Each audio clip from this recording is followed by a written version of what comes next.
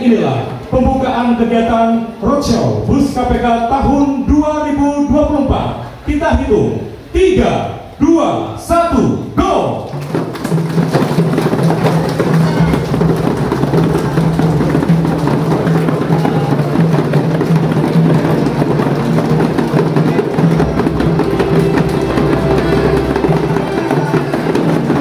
Sekali Bapak Ibu mulai bertepuk tangan yang paling meriah.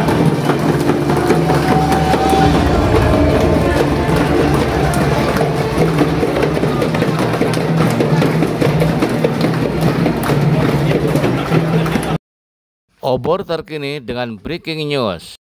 Penjabat Bupati Brebes ingin sosialisasi anti korupsi sampai ke tingkat desa. Penjabat Bupati Brebes Iwanuddin Iskandar SH.M.Hum ingin sosialisasi anti korupsi sampai ke tingkat desa, mengingat wilayah Kabupaten Brebes yang sangat luas dan banyaknya jumlah penduduk. Upaya preventif tindak korupsi harus dilakukan secara masif dan kolaboratif. Demikian disampaikan Iwan saat pembukaan roadshow bus Komisi Pemberantasan Korupsi Jelajah Negeri Bangun Anti Korupsi di Pendopo, Bupati Brebes. Pihaknya ingin berkolaborasi dengan KPK karena Kabupaten Brebes mempunyai SDM yang banyak dan juga masyarakatnya ingin dibina dan dijadikan pilot project tim penyuluhan anti korupsi. Dengan demikian, kejadian pelanggaran penyelewengan dana desa misalnya bisa diminimalisir. Iwan mengatakan kalau sering melakukan pendidikan, sering memberikan pengetahuan, informasi-informasi, masyarakat maka akan sadar, sehingga masyarakat otomatis akan melakukan tindakan pencegahan bersama Pemkab dan pihak terkait lainnya apabila ada indikasi korupsi.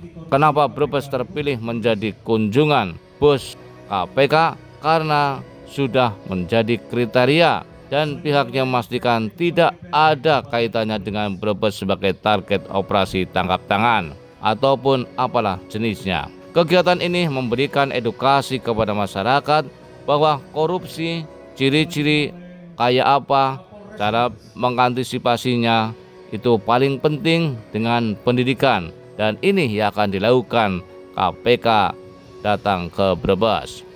Direktur Sosialisasi dan Kampanye Anti Korupsi KPK RI Amir Arif menyampaikan roadshow bus KPK rutin dilakukan setiap tahun keliling di Pulau Jawa dan Sumatera. Tujuannya ingin sebanyak-banyaknya menyambangi dan memberikan pendidikan di daerah. Di Jawa Tengah sebenarnya di tahun 2018 sudah pernah didatangi. Kebetulan Kabupaten Brebes belum, dan kali ini dipilih untuk didatangi, melihat daerah mana yang prioritas dan dijadikan mitra. Lanjut Amir, daerah terpilih roadshow bus KPK ukurannya yaitu 3 indeks, yaitu Monitoring Center for Prevention atau MCP, Survei Penilaian Integritas atau SPI, dan Kerawanan Politik Uang. Hal ini penting karena mengatasi indeks semua itu bukan pekerjaan KPK sendirian, butuh pemerintah kabupaten, masyarakat, forum, dan semua stakeholder. Esensinya adalah menjadikan momen ini bersama-sama untuk meningkatkan pendidikan anti korupsi. Terkait masih banyak terjadi kades yang tersandung kasus korupsi dana desa, kata Amir, dalam mengatasinya yaitu adanya resiko pelanggaran dengan 3 cara, yakni pendekatan, pendidikan yang dibarengi dengan pencegahan. Jadi mengatasi resiko pelanggaran di pengelolaan dana desa dapat dilakukan bersama-sama. Penegak hukumnya, penegasan dari jajaran Pemkab, dan kita semua membangun sistem dan ekosistem pengelolaan dana desa yang baik. Paling utama adalah meningkatkan kesadaran masyarakat dari segala macam elemen masyarakat umum, pelajar, ASN, dan lainnya agar sadar anti korupsi. Obor terkini memberitakan. Bapak Ibu sekalian, kami dari KPK dari Deputi Bidang Pendidikan hadir dengan bus warna-warni itu, Pak.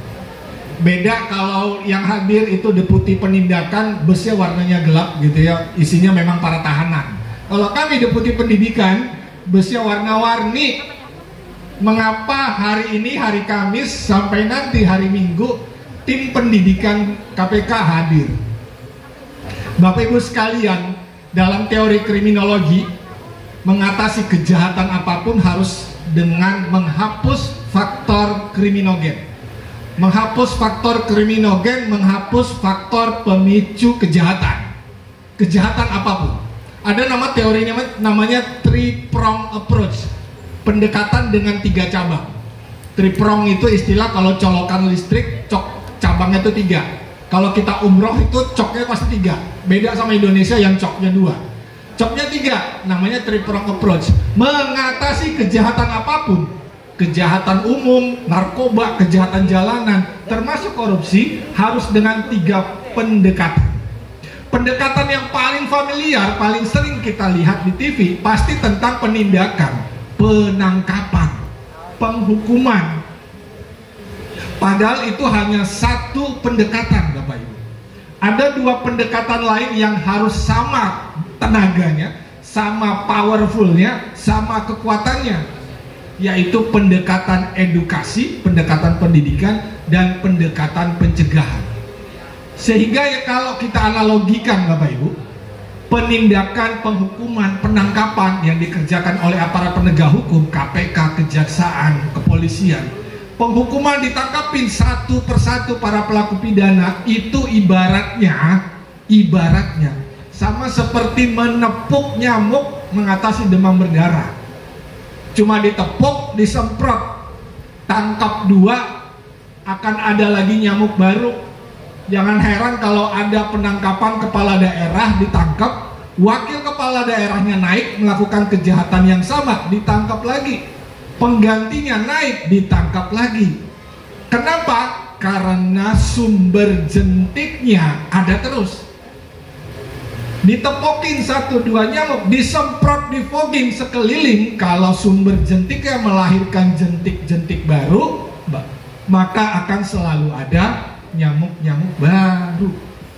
Nah, itu yang kita lakukan. Mengatasi sumber jentiknya apa? Dilakukan dengan perbaikan tata kelola, sistem birokratik reform.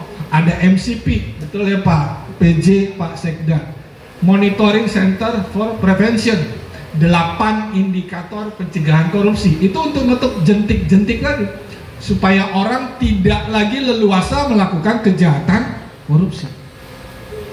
Tapi yang paling penting kalau mengatasi wabah demam berdarah, paling penting namanya adalah PHBS, perilaku hidup bersih dan sehat. Inilah yang kita lakukan dengan pendidikan. Makanya perannya penyuluh anti korupsi, perannya guru, perannya pendakwah, perannya ulama, perannya orang tua. Mengajarkan anak jujur, mengatasi kejahatan korupsi yang dilakukan oleh orang dewasa harus dimulai dari generasi yang muda. Bapak Ibu, dulu ada nama program warung kejujuran di sekolah. Saya nggak tahu apa di Brebes ada warung kejujuran. Bapak Ibu pasti tahu ya, warung kejujuran itu nggak ada yang jaga. Barang dagangan ditaruh di rak, ditaruh di etalase. Anak siswa pembeli kalau mau beli barang, ambil sendiri barangnya, uangnya diletakin di kotak kasir, di kotak kas.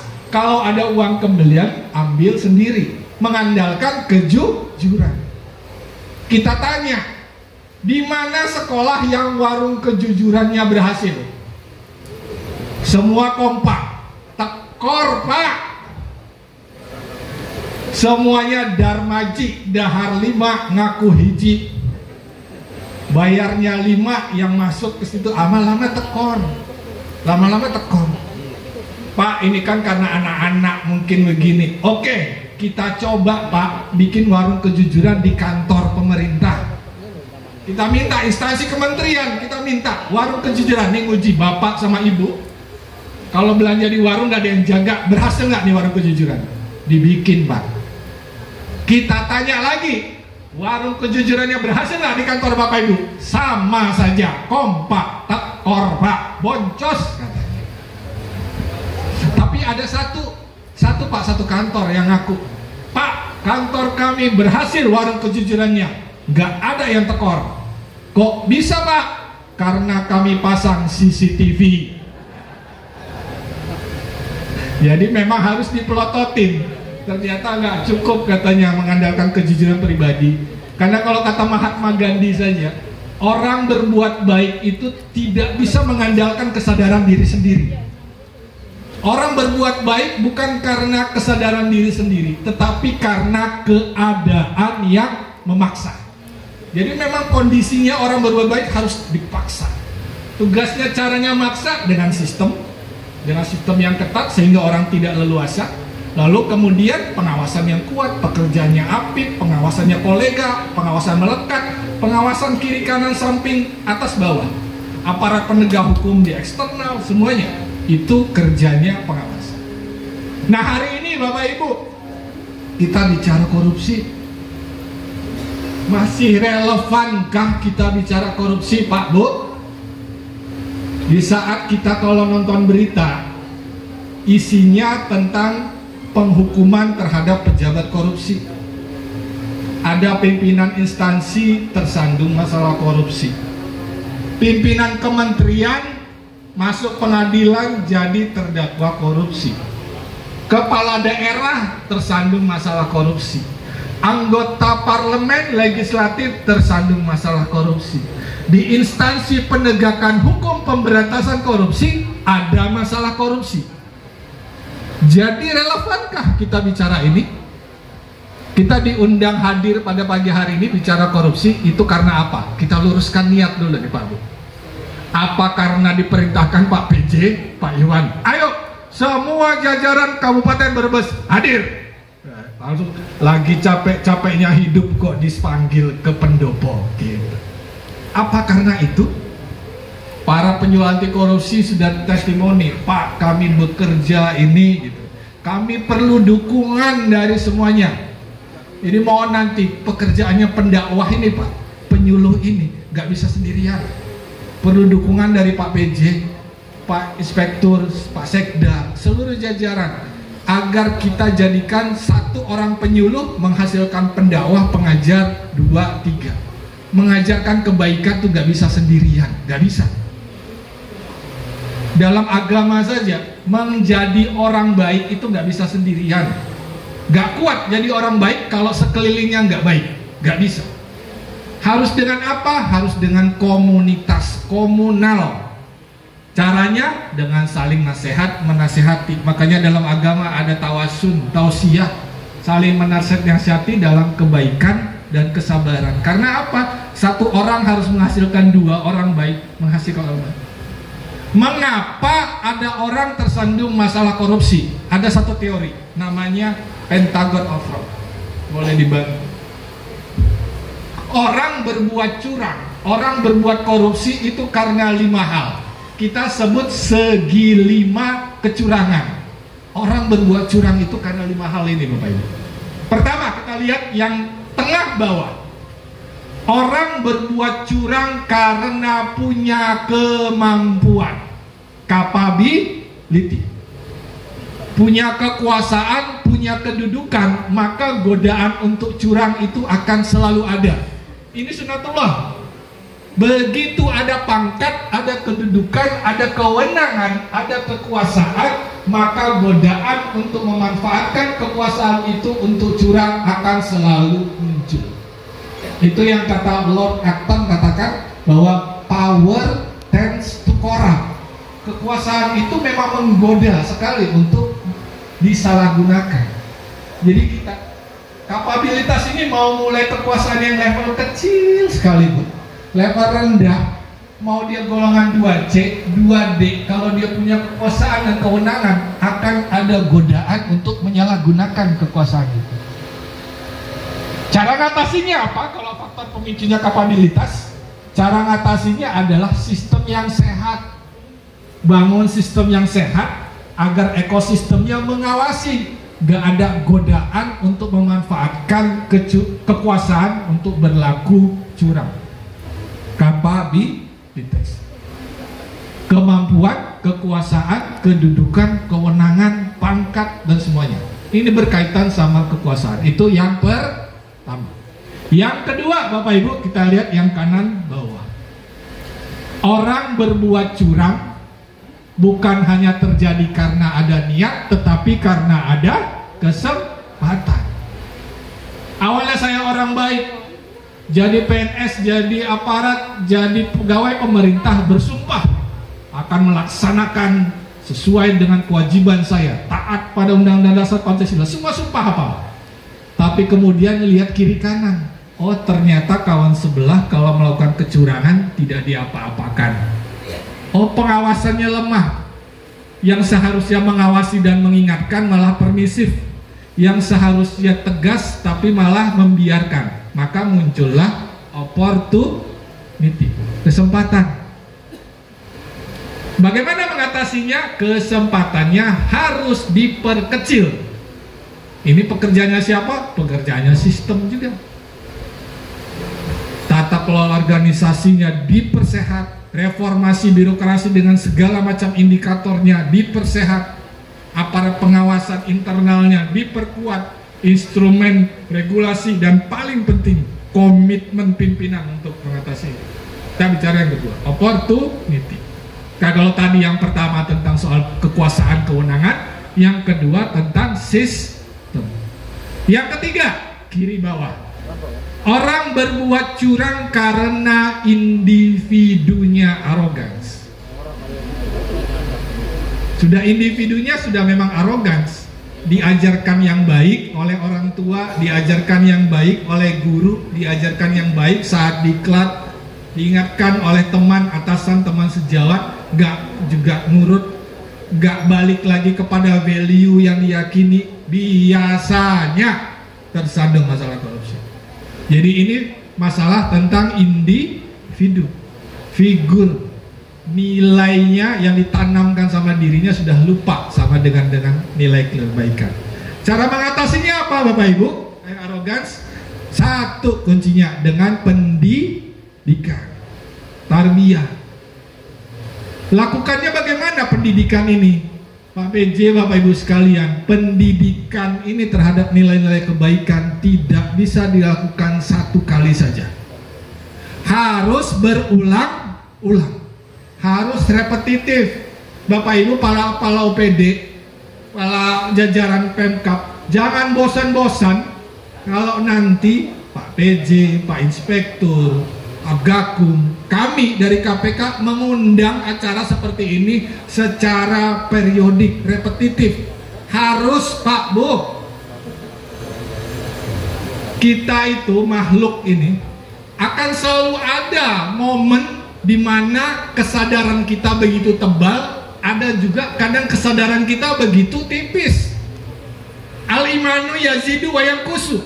Betul Pak Bu? Iman itu kadang tebal, kadang tipis. Tebalnya bagaimana? Tebalnya kalau terus-terusan kita beramal soleh, terus-terusan diingatkan dengan yang kebaikan, terus-terusan diingatkan. Kita saja kalau khutbah Jumat, Bapak yang Muslim, khutbah Jumat kan isinya itu saja. Ittaqillaha haqqa tuqatih wa la tamutunna illa wa antum muslimun. Tiap Jumat khatib itu ngingetin itu. Kita sholat Jumat 52 kali tiap minggu, mau ratusan kali. Sholat Jumat di Brebes, sholat Jumat di Moskow, sholat Jumat di Adelaide, sholat Jumat di Paris. Isi khutbahnya sama semua khatib.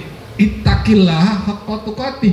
Karena apa? Karena mengingatkan tentang kebaikan harus repetitif, berulang-ulang Pak Bu. Jangan bosan-bosan, itu lagi, anti korupsi lagi, nilai kebaikan lagi. Sudah tahu kami Pak Bu. Jangan begitu, karena memang harus berulang-ulang. Itu yang ketiga. Yang keempat, kita lihat yang kanan atas. Perbuatan curang terjadi karena dorongan atau tekanan, pressure. Dorongannya dari mana? Dorongan dari diri sendiri paling berat. Saya mendorong diri saya sendiri untuk menghalalkan segala cara mencapai kekayaan sebesar-besarnya. Itu pressure. Bisa juga pressure dari eksternal. Saya melakukan ini karena tekanan, Pak. Tekanan dari mana? Tekanan kiri, kanan, atas, akomodasi sana, mengakomodir permintaan ini, Pak. Saya awalnya nggak mau, Pak, tapi karena terpaksa, pressure. Tapi hati-hati, Pak, Bu, pressure lama-lama bisa jadi pleasure. Awalnya terpaksa, lama-lama terbiasa.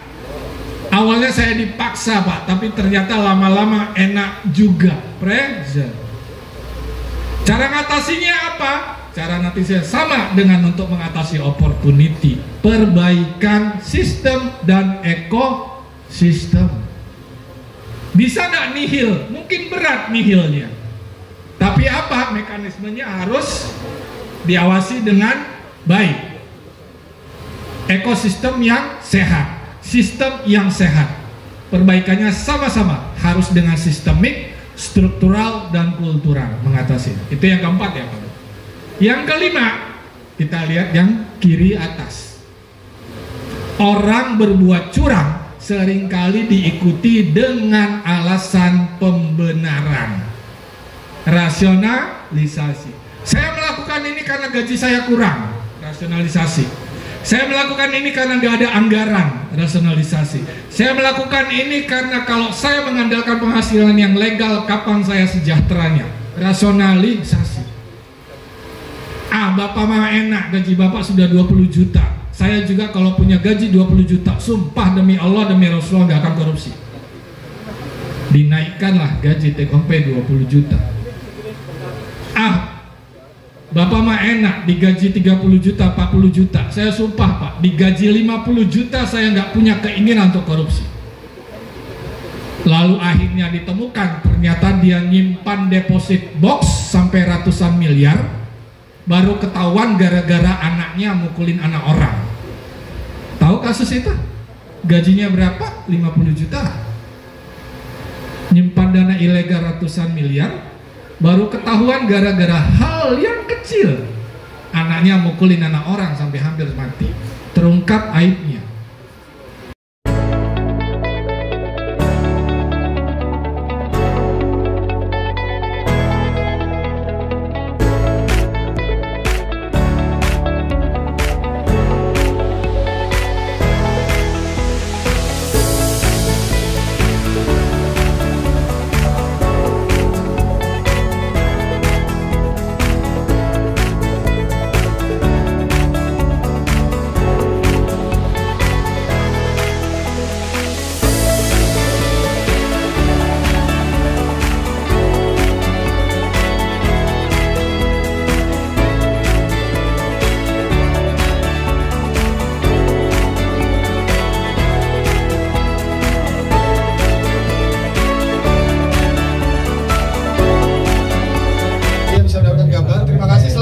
Di bus kami, bus pendidikan anti korupsi, jelajah negeri bawaan anti korupsi.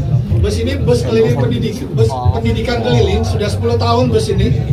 Tahun lalu kami menjelajahi Sumatera sampai kota Banda Aceh. Tahun ini kami menyambangi 12 titik di Pulau Jawa. Jadi ada 12 kota kabupaten dan ibu kota provinsi, dari Bangkalan, kemudian di Brebes, lagi Bangkalan, kemudian Bojonegoro dan Surabaya. Di Jawa Tengah ini kota pertama yang kami datangi, Brebes, minggu depan di Wonosobo, kemudian di Semarang, kita provinsi Jawa Tengah sebagai tuan rumah. Kemudian kami geser ke barat, di Jawa Barat, itu di Cianjur, Bandung Barat, dan Bandung, kota provinsi Jawa Barat. Terakhir di 3 kota kabupaten di Banten, yaitu Lebak, Pandeglang, dan Serang. Titik-titik ini adalah titik-titik yang kami ingin menjadikan mitra.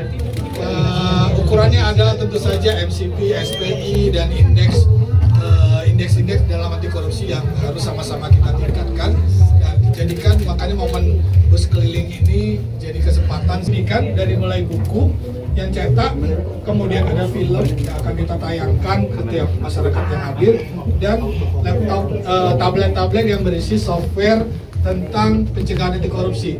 Di situ ada game, kalau yang suka game, ada juga buat pengetahuan buat LHKPN, gratifikasi, pelaporan gratifikasi, kemudian kalau sistem-sistem bagaimana whistleblowing system ada di situ.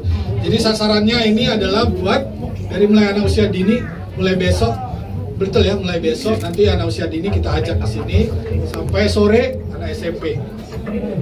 Dongeng bareng, baca cerita bareng, nonton film bareng buat anak-anak mungkin di sini. Kalau untuk yang lebih dewasa, perguruan tinggi di kampus, nanti siang kami di Muhadi Setiabudi. Jadi ini bus keliling yang memang hadirnya buat pendidikan. Demikian. Kemudian teman media juga infokan bahwa selama kami di sini terbuka buat umum, betul Pak Biji. Demikian. Mas Sony, saya mau nanya. Siapa? Yang menjadi patokan bus ini bergerak ke setiap kabupaten itu apa? Karena tingkat anti korupsinya tinggi atau rendah atau bagaimana?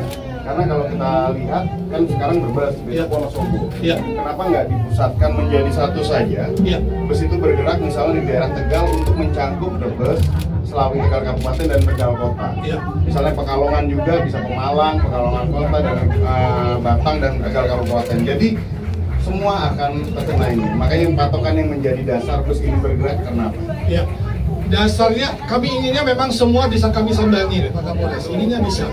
Kami punya keterbatasan prioritas harinya berdasarkan keterbatasan sumber daya kami juga, waktu, tenaga kami dan anggaran, karena ini harus fully KPK supaya tadi ini beban pendidikan anti korupsi memang dibeban pada KPK. Akhirnya kami membangun indikator-indikator, memilih mana yang harus kami tuju. Ada 3 indikator yang kami gunakan. Satu indikator MCP, yang satunya lagi adalah SPI, tadi yang skornya kita ada penurunan 71 ya di Brebes. Satu lagi karena ini tahun politik, kami pakai indeks kerawanan politik uang. Nah, indeks kerawanan politik uang ini diukur oleh Bawaslu. Nah, jadi mengapa itu jadi penting? Karena hulu dari korupsi adalah politik biaya tinggi. Kita selalu berkaitan sama politik biaya tinggi, high cost daerah gara-gara cuma buat mengembalikan cost politik yang begitu tinggi. Uangnya di beberapa pemilu yang lalu, nah itu jadi indikator. Akhirnya inginnya ada banyak kota kabupaten yang kami datangi, akhirnya cuma dapat 3 per provinsi. Dapat 12 kota kabupaten setahun saja itu resource-nya cukup besar. Jadi mohon maaf keterbatasan di kota kabupaten lain. Kalau kami pool hanya 1 titik, kalau kabupaten lain untuk hadir itu akan kesulitan juga buat siswa. Siapa yang menggerakkan siswa dari kabupaten tetangga misalnya ke sini. Jadi memang inilah yang paling moderat bisa kami lakukan. Kami belum ke Kalimantan. Tahun depan Kalimantan harus bisa kami datangi juga. Kan karena kita negara kepulauan, masing-masing provinsi ada di sini. Betul sekali. Pemuda, DPR dan lain satu provinsi serta Pak Sekda dan tim yang nantinya akan memberikan penyuluhan yang optimal untuk masyarakat kami. Yang pertama, saya mengucapkan terima kasih sekali kepada jajaran KPK. Ini tidak mudah. Jadi saya tahu bahwasanya KPK keterbatasan anggaran, kemudian hanya satu aset ya Pak ya. Kita dipilih tentunya kita harus ada atensi yang sangat luar biasa, terutama nanti kita uji Pak sebagai terpilih kegiatan ini nanti dari semua yang pada itu penting ya, kalau Pak Sidang itu penting sekali. Kemudian yang kedua memang tentunya nanti Pak kami juga mengharapkan bis ini nantinya bisa kolaborasi dengan arsip kami Pak, atau arsip dimanapun, karena ini kan sebenarnya sama, metodenya sama, arsip juga hampir sama, visual juga hampir sama dan sebagainya. Harapan saya adalah nanti ada kesempatan untuk bersinergi dengan arsip dimanapun. Ini maaf ya, kondisi kayak ini di arsip banyak, ini di arsip banyak, cuma yang tidak punya adalah penyuluhnya. Jadi kalau masalah tempat kenyamanan ada di kami, arsip kami nyaman Pak. Bila besar banyak, nah yang penyuluhnya yang belum ada. Mungkin sesekali nanti kita dengan pola ini, sesekali kita akan membuat pola, bisa jadi nanti kita kerjasama dengan sekolahan, bisa jadi kita kerjasama dengan BPD dan tentu saja dengan teman-teman dari Forkopimda. Kita bawa kegiatan seperti ini, kita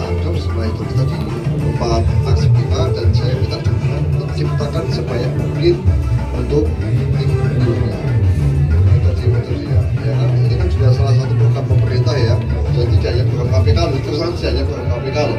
Saya minta kalau bisa, kalau di kami ada kegiatan yang bagus, kita membiasa untuk sekarang sudah dikatakan sebagai baik inovasikan dan sebagainya. Harapan saya kalau diizinkan saya boleh mengambil ini melalui kegiatan yang ada.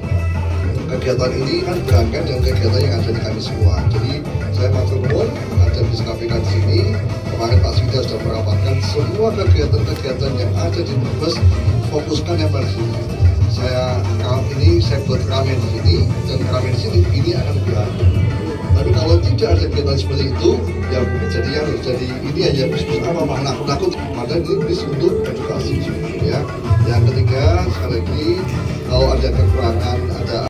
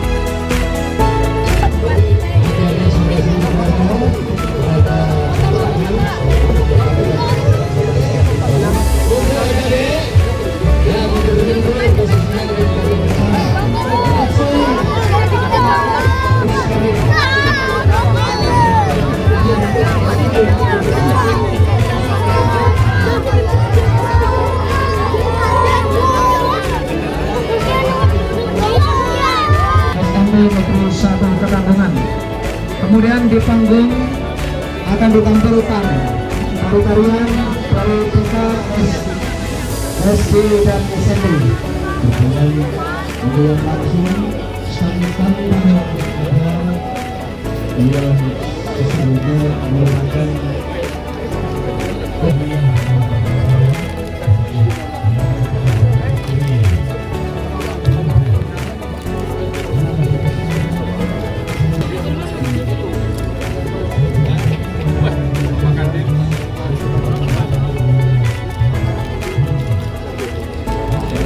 Deli,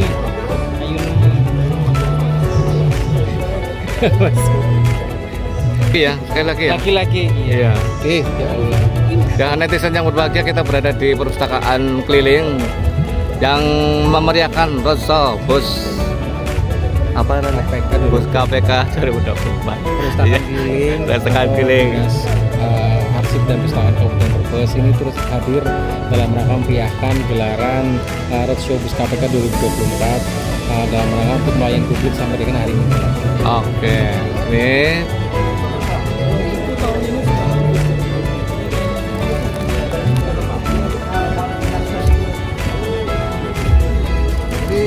kasih ketua PNI jadi habis BRBL dengan saya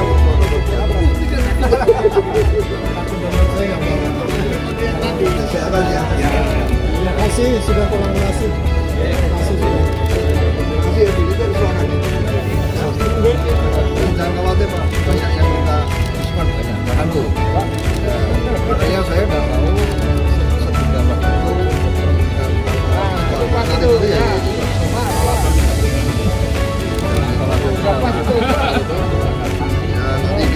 nanti kita kasih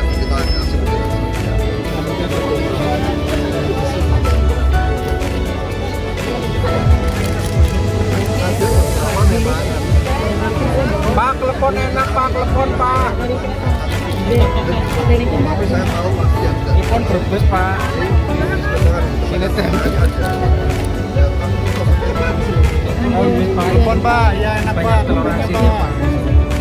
Wedang jahe,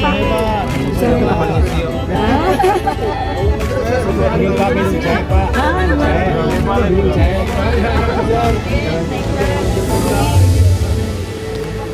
Monggo, monggo.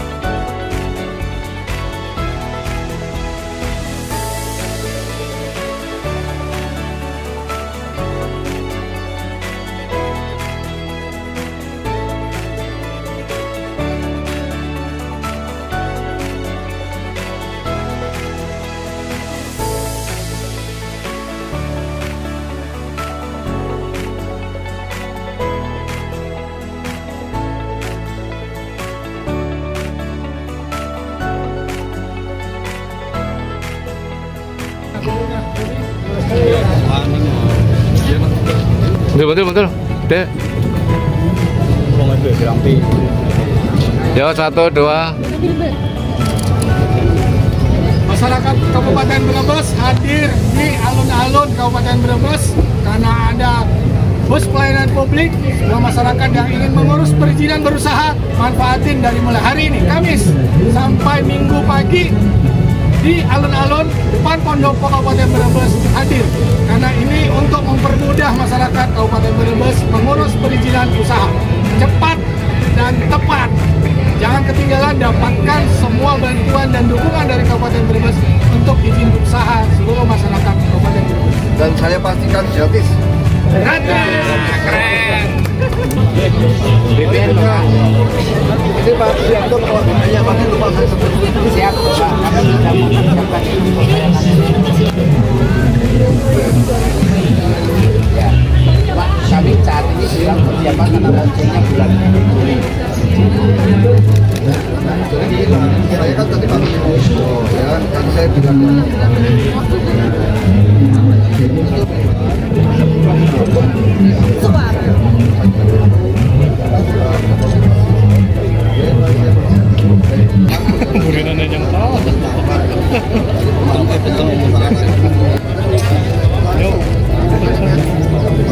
Ya, kami kan juga layanan yang langsung masyarakat, layanan yang tanpa puasa, bahkan Sabtu sampai Minggu kami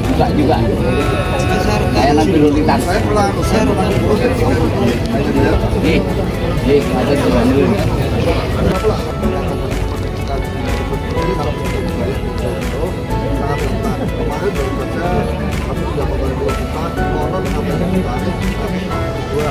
Saya pastikan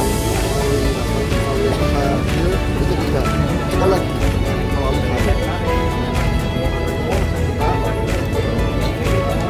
untuk semua pelayanan ditempatkan seluruh saya lihat sendiri banyak ada kita bekerja nanti bekerja itu pun sama karena kalau jauh tidak mau itu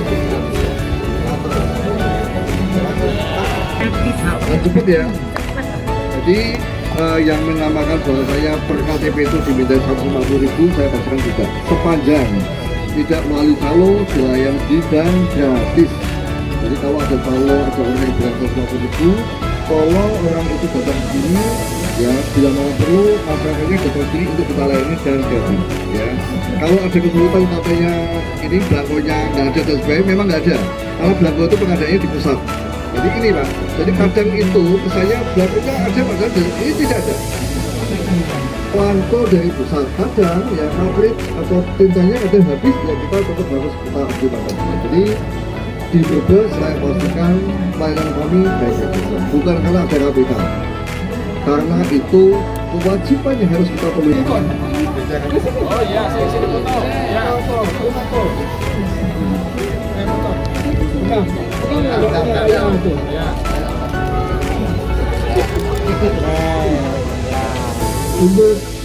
Ibu dari anak Muhammad Zainun. Dari jam berapa tadi hadir datang? Tinggalnya di mana? Jauh dari sini. Oh, tahunya bisa ngurus di sini? Terus langsung foto tadi. Bawa apa aja fotonya?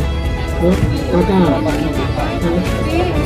KTP kan kedua orang tua sama kakak sama bawa foto bisa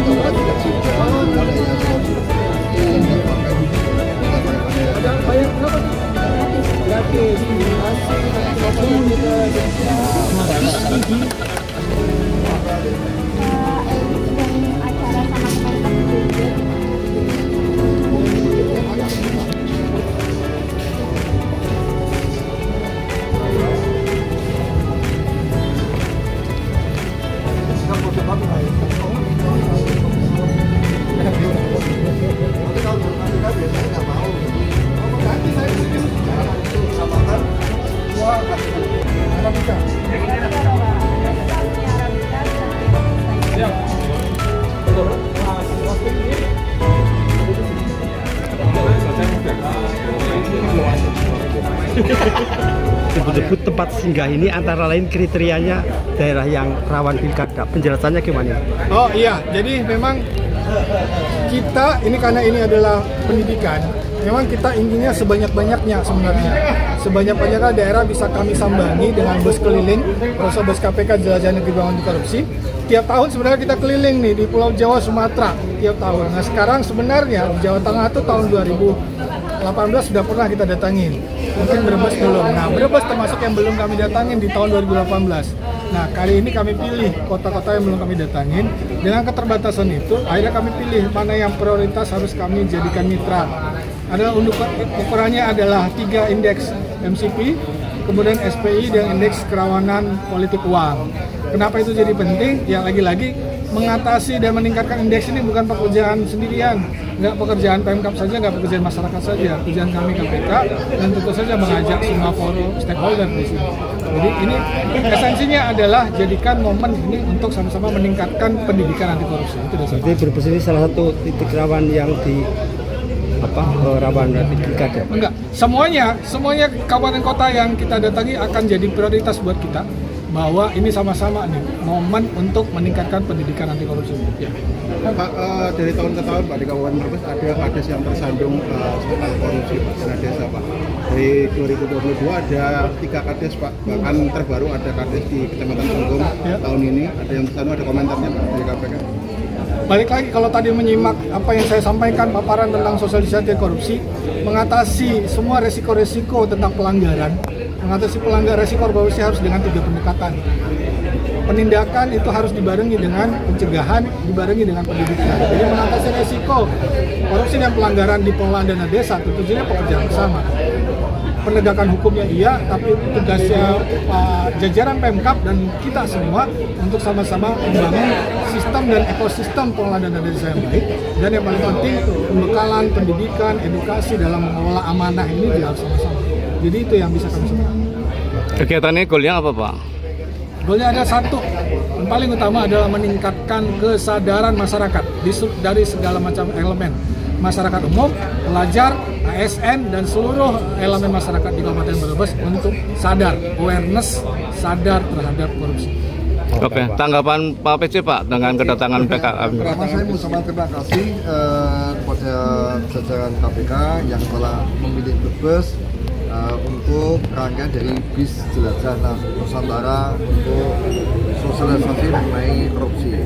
Kenapa Brebes terpilih? Tentunya tadi sudah ada kriteria-kriterianya dan saya memastikan bahwasanya tidak ada bahwasanya kenapa dipilihnya Brebes karena Brebes sebagai target OTT ataupun apa. Karena ini outputnya nanti adalah memberikan edukasi kepada masyarakat, kepada ASN kami, kepada siapapun bahwa korupsi ya itu pertama kali jenis-jenisnya kayak apa, cara menindaknya kayak apa, dan yang paling penting dari semua seperti kata Pak Abdul tadi adalah pendidikan. Jadi kalau kita melakukan sering pendidikan, melakukan sering pemberitahuan informasi-informasi, masyarakat pun akan sadar sehingga masyarakat bisa otomatis akan melakukan apabila tindakan-tindakan kita bersifat proaktif. Terus yang kedua, ya kami tadi sudah matur dengan Pak Direktur supaya bisa kolaborasi dengan kami. Kami punya arsip, kami punya lokasi. Tinggal kami tolong banyak teman-teman kami, banyak SDM kami, banyak masyarakat kami yang dibina, dijadikan pilot project untuk tim penyuluh anti korupsi. Dengan demikian semakin banyak tim penyuluh yang anti korupsi, jumlah penduduk kita banyak, luas wilayah kita lumayan, kita minimal bisa memberikan sampai ke tingkat desa anti pentingnya korupsi sehingga kejadian-kejadian kayak yang ada di desa-desa tersebut tentunya bisa kita minimalisir. Seperti itu ya. Oke.